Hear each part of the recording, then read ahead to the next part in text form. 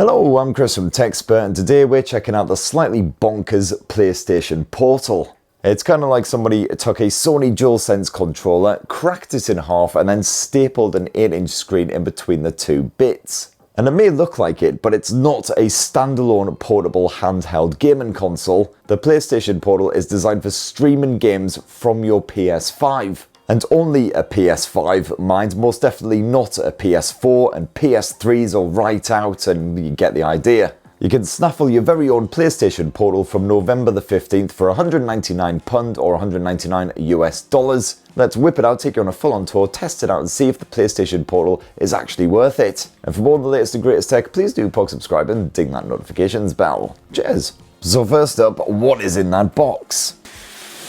Well, you've got a slightly smaller box, and inside of that box, you've got your shiny new PlayStation Portal, instruction manual, and a USB Type-C to Type-C charging cable, and that's your lot.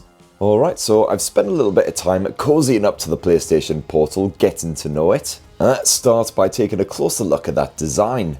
Now, the Portal is available in just the one colour, white. Not too shocking as it matches the PS5, although I'd be very surprised to not see a limited edition version at some point. And certainly aesthetically, the Portal really stands out from the likes of the Steam Deck, the Switch. It's certainly eye-catching and eye-pleasing, I would say. I like the look of this thing. Sony's already absolutely nailed the hand feel of its DualSense controllers, so it makes sense that it just wanted to replicate that here for the Portal. The bits you actually clutch just fits the hands perfectly. And the Portal's nice and light as well, certainly not cumbersome to wield for a good hour or two. And of course, as you'll already be used to that DualSense controller, there's no fumbling for the various buttons. You just know exactly instinctively where everything is.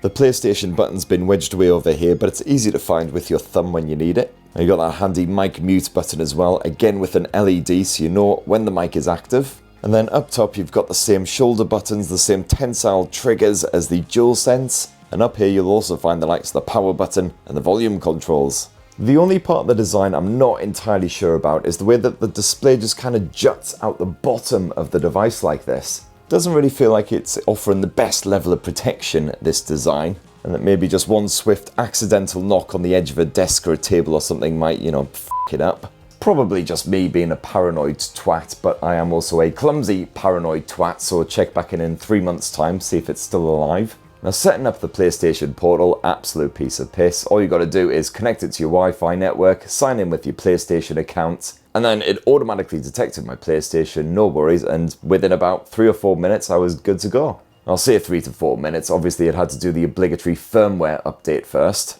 And then of course the actual UI requires no explanation because it is literally just streaming direct from your PlayStation 5. So your every action is replicated right there on the big screen if you happen to have your TV turned on as well. Now, for the PlayStation Portal to actually connect to your PS5, wake it up and everything, it needs to be in rest mode. If it's switched off, that ain't gonna work. So what you'll need to do is dive into the PS5 settings, then go to System, scroll on down until you get to Power Saving, and then what you want is features available in rest mode. And you've got to make sure that your PS5 is staying connected to the internet and you enable turning on the PS5 from the network. And there is also a separate remote play section in those settings as well, just make sure that that is turned on. And then yes, never actually turn off your PS5 because you won't be able to wake it with the PlayStation Portal, just make sure you enter rest mode instead. And then the next time you go to turn on the PlayStation Portal, just tap the little button that appears on the display, and then usually within a few seconds it will wake up your PS5 and you'll be connected. Sometimes it does take a bit longer than other times, has to be said. Yeah, the connection time does seem to vary quite considerably. Sometimes it literally takes 5 seconds to wake up my PS5 and get connected. Other times I will be sat there for about a minute like, oh, did I accidentally turn the PS5 off? What's going on? And I guess there's all kinds of different factors at play, including your actual network setup at home. Now, I found that using my home Wi-Fi, the connection is generally stable enough to play, even if I'm upstairs a clear floor away from my router. But I certainly do see the occasional wee judder when I'm playing in bed, or at least a room or two away from that router. So certainly I would say that the PlayStation Portal, best reserved for single player experiences. If you try to compete in some sort of online tournament, a bit of deathmatch action, something like that, you're kind of kicking yourself in the crotch. And don't get me wrong, the latency is very good on this thing. Certainly you can play fast-paced action games, no problem. But in games where every millisecond counts, the likes of Call of Duty, you're not going to want to have that disadvantage. And it's also worth pointing out that the PlayStation Portal doesn't just work over your home Wi-Fi, it can actually connect to your PS5 console from anywhere on Earth using any Wi-Fi network, as long as that network isn't completely balls. Sony recommends a connection of at least 15 megabits per second for a smooth gaming experience. This thing ain't gonna work in your local Starbucks. Basically, believe me, I've tried it on public Wi-Fi networks, it's crap. Likewise, most hotel Wi-Fi can't cope with it. You're going to have to upgrade to some sort of premium version if you're staying in a poncy place. But definitely works best if you're on a friend's house or something like that. And regrettably, there's no SIM support here in the PlayStation Portal, so you can't just slip a SIM card inside and get gaming over 5G wherever you roam. Now, as the PlayStation Portal is a streaming device, naturally you can only play games on this thing that you already have installed on your PS5. You can't install games on the PlayStation Portal itself, and there's certainly no support for proper full-on cloud gaming. So the UI is basically just your PlayStation 5 console's UI mirrored. Although you can, cunningly by swiping down from this top right corner, open up this special PlayStation Portal settings menu. Now this is pretty basic stuff. It allows you to quickly connect or disconnect to your PlayStation and also your PS Link headset. You can also manually tweak that screen brightness, just as well as there doesn't seem to be an auto brightness option here. You've also somewhat amusingly got an airplane mode. Not really sure what the point of that is, as obviously you need an online connection to do anything with it. And then the rest of the settings are pretty simple stuff. You've got your network settings, you can set up that internet connection if you need to. System settings, just basic stuff, date and time, language, etc. Display and brightness. This allows you to tweak the brightness of the actual lights as well as the screen itself. And then last up, the controller settings. In here you can change the vibration intensity. So you can see you've got 3 different options, or you can just knock it off entirely. And the same goes for that trigger effect. Now the display on the PlayStation Portal is a rather generous 8 inches, so it is bigger than most of the handheld gaming devices, the likes of the Steam Deck, the Switch OLED. However, speaking of OLED, sadly it isn't OLED tech here on the PlayStation Portable, it's a basic LCD panel. So if you're used to playing your PS5 on a massive OLED TV, it will seem like a little bit of a downgrade, although to be fair, as far as LCD panels go, it is a bit of a cracker. It's a full HD resolution screen, so those visuals stay nice and crisp, and while you don't get the same gorgeous contrast of an OLED panel, I certainly wasn't disappointed by what was being spaffed at my eyeballs. And certainly more colourful, vibrant, vivid affair like Spider-Man, for instance, really does pop off that screen. It's certainly just as strong a display as what you get on the original Steam Deck, although stick it next to the Steam Deck OLED and you'll probably notice quite a difference. And like the original Steam Deck, that refresh rate maxes out at 60Hz as well, although to be fair, over my home Wi-Fi, I found I rarely got gameplay streaming at around 60 frames per second anyway. On the audio side, well, Sony has stuck a headphone jack here on the PlayStation Portable, but it's well hidden around here on the arse end, stuffed away next to the USB port.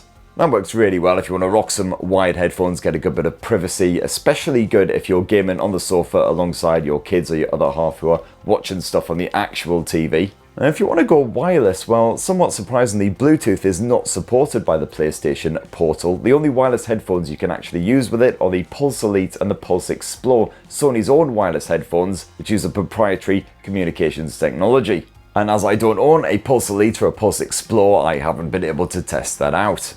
As for the Portal's built-in speakers, well, they are housed up here on the top edge, and they're pretty bloody good as well. Jack up that volume all the way to the maximum levels and you'll happily fill an entire room with the sounds of gnashing of teeth and heads flying off walls and all kinds of stuff.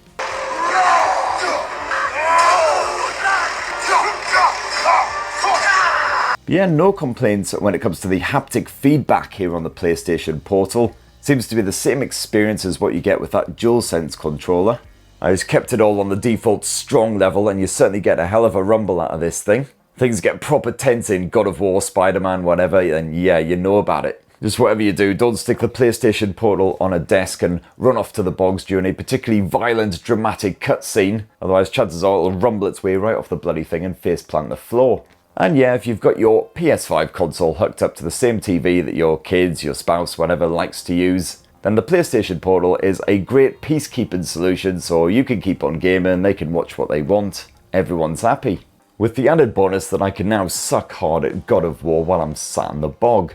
Now the actual battery life you'll get out of a full charge of the PlayStation Portal does vary considerably depending on a number of factors, including which games you're actually playing, which might seem a bit counterintuitive given that it's just streaming games from the PlayStation, it's not actually running them itself. But while I've been testing out this thing, I've been playing a lot of Miles Morales and a lot of God of War. Of course, there's lots of rumbly feedback in those games. It gets pretty intense, and that seems to drain the battery faster than just more casual fare. So at the moment, I'm getting around 5-ish hours of game streaming on a full charge before you'll need to plug the Portal back in again. Of course, if you stick a long enough USB cable in it, you can happily game and charge it at the same time.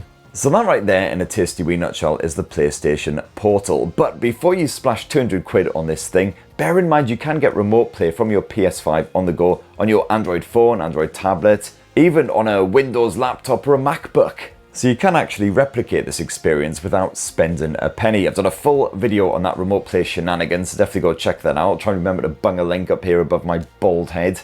Or alternatively, you could grab yourself a device like the Razer Edge. This supports remote play, but it can also play any Android game on the Play Store, and you can stream games from other services like GeForce Now. So you've definitely got plenty of other options, that's for damn sure. But anyway, it'd be great to hear your thoughts on the PlayStation Portal down in the comments below. Please do poke subscribe, ding that notifications bell for more on the latest and greatest tech, and have yourselves a really wonderful rest of the week. Cheers everyone, love you!